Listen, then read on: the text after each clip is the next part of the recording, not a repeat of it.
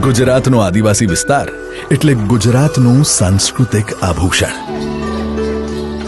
દક્ષિણમાં સહ્યાદ્રીની પર્વતમાળામાં વિકસેલો ડાંગ જિલ્લો હોય કે સાતપુડાની ગિરિમાળાઓની વચ્ચે આવેલ રમણીય નર્મદા જિલ્લો હોય કે પછી વિંધ્યાચલ, અરવલ્લી અને સાતપુડા ત્રણેય પર્વતમાળાના સંગમ સ્થાને આવેલો દાહોદ જિલ્લો હોય.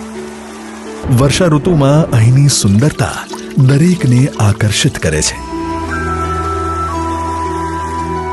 અહીં લીલીછમ ધરતીને મળવા આવતા આભમાંથી ઉતરેલા વાદળો અને વાદળોને ભેટતા ઉતુંગ પર્વતોનો અદ્ભુત નજારો ખરેખર મનભાવક છે.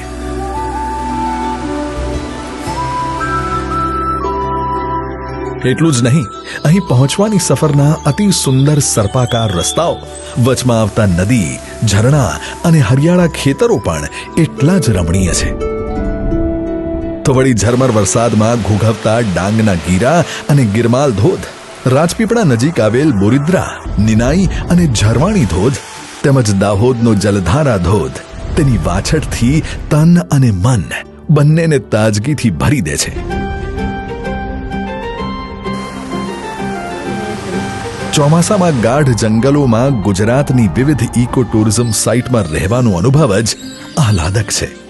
સાથે જ ત્યાંનો પ્રાદેશિક ખોરાક જેમ કે ડાંગમાં નાગલીના રોટલા, દાહોદમાં દાળ પાનિયા અને ગરમાગરમ મકાઈ અને મગફળી મોસમની મજામાં અનેરો સ્વાદ રસ પૂરે છે.